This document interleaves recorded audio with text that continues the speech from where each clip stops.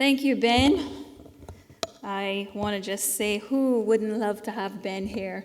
I'm so happy to have you here tonight to be emceeing, and just want to say how much it means to me for you to be here.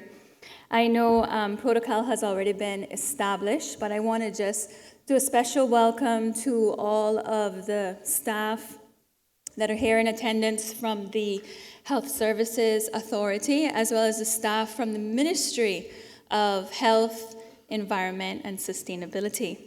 And as I give a special welcome, I want to give a birthday shout out to our CNO, whose birthday is today. I just found that out walking in, so I had to let the secret out. So happy birthday, CNO.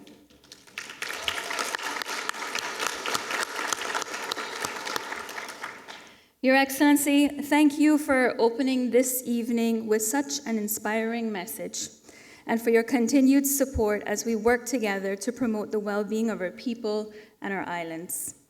On behalf of the Ministry of Health, Environment, and Sustainability, I want to add my welcome and express my sincere gratitude for your presence here tonight, because as we speak about individuals being busy, our governor is also very busy. So thank you for taking the time after such a busy day to still stop by this evening and offer remarks.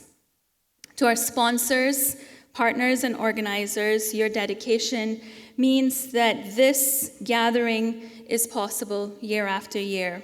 And to all of our delegates, both local and international, we welcome you. Your participation reflects a shared belief that health and sustainability must walk hand in hand if we are to secure a brighter future for our islands.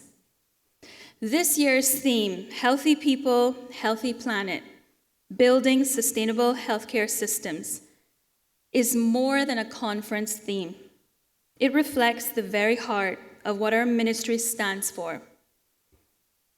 Health, environment, and sustainability are not separate domains. They are deeply interconnected, and our approach must reflect that unity. As our Premier noted earlier today in his address at the Chamber of Commerce, despite our remarkable progress and prosperity over the past 25 to 50 years, there are aspects of our development that have still been neglected and are now far behind where they need to be. Healthcare and environmental stewardship fall somewhere in the middle. For too long, we have been reactive rather than proactive. We've addressed crises as they arise rather than building systems designed to prevent them. And we've sometimes failed to prioritize our own health and well-being, starting at the individual level with thoughtful nutrition, regular exercise, mindfulness, and rest. And I must say, as Minister of Health, I've been guilty recently. The NCFC government is determined to change that. We are problem solvers.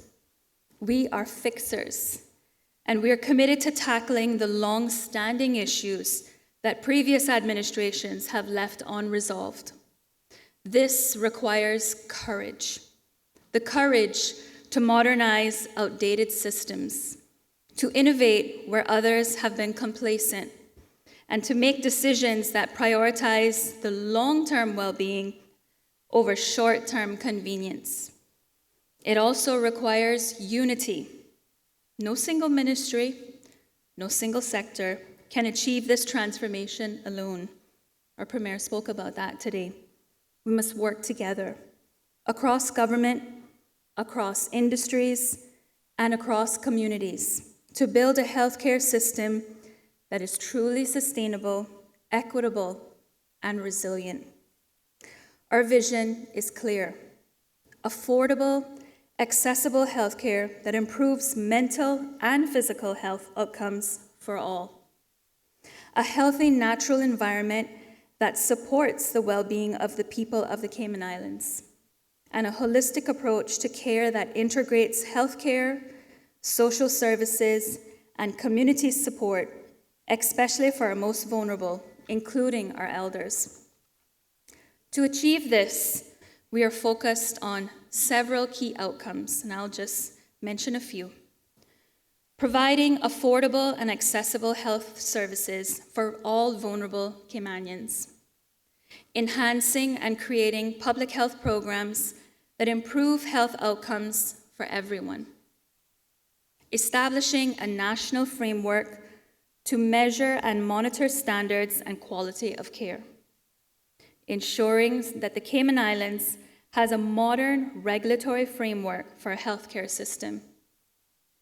Developing and implementing a comprehensive national health strategy and plan to improve physical and mental health outcomes across communities. And building community wellness initiatives to reduce the incidence of preventable chronic illnesses. This is not simply about treating illness. It is about creating spaces, rituals, and systems that contribute to our improved health and well-being. It is about shifting from a culture of crisis management to a culture of prevention, empowerment, and sustainability. We cannot achieve this transformation without the dedication of our health care workforce. The nurses, doctors, administrators, and allied health professionals whose skill and compassion form the backbone of our system. Nor can we do it without our regional and international partners, including PAHO, WHO, CARFA, and the UK Health Security Agency, who continue to support our efforts to strengthen public health capacity and align with global standards of excellence. Tonight, I want to take a moment to recognize two individuals whose leadership embodies the change we are working towards. First, I want to also follow the governor by thanking Dr. Gent, our outgoing Chief Medical Officer, whose tenure concludes at the end of this month.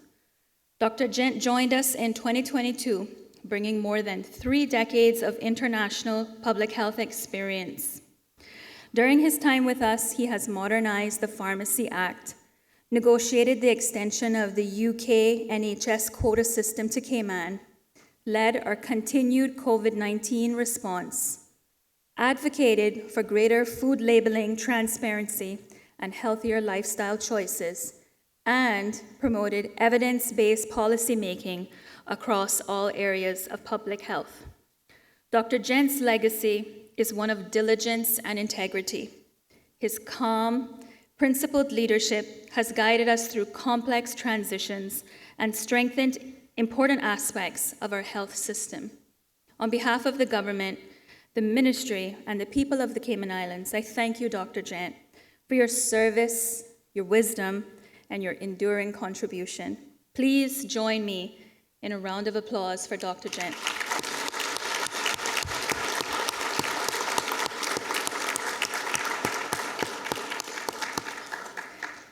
And while it's difficult to see Dr. Gent leave, I'm pleased to welcome our incoming Chief Medical Officer, Dr. Hilary Wolfe. Dr. Wolfe joins us with a wealth of experience that will be invaluable as we continue to strengthen the bridge between human health and environmental stewardship. Dr. Wolfe, we will look forward to your leadership in integrating sustainable practices into our healthcare system, whether in energy efficiency, waste management, climate resilience, or preventative health. We're excited to walk this journey with you.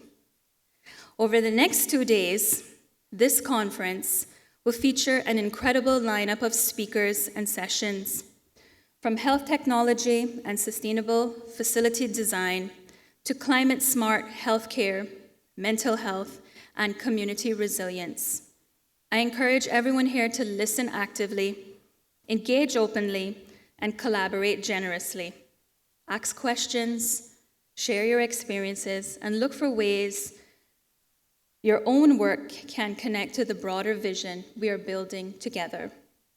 That's where real progress happens, not just in presentations or in policies, but in relationships and the partnerships that we form along the way. Tomorrow, I will share more details about the specific reforms and initiatives we are advancing as part of this government's commitment to fixing what has been broken and building what has been missing. But tonight, I want to leave you with this thought. Sustainable healthcare begins with understanding that we are one community, one people, sharing one planet and one responsibility to look after one another. Behind every policy, every presentation in person, perhaps a mother is trying to stay healthy for her children, or a father is recovering from illness, a young person making the right choices for their future. And for those of us in healthcare, we are no different.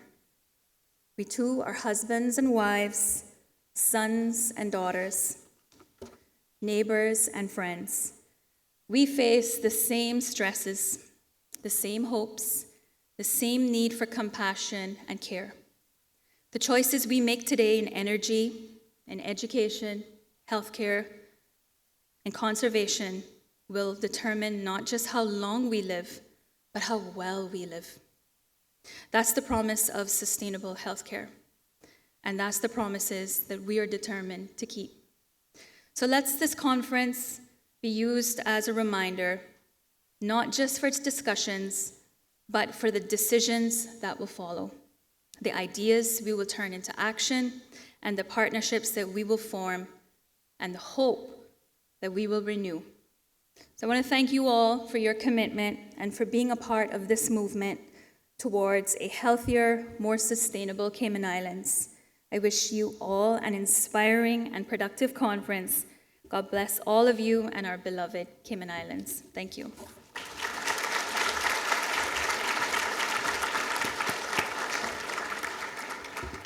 Thank you very much, Minister Ebanks-Wilks. It's now my pleasure.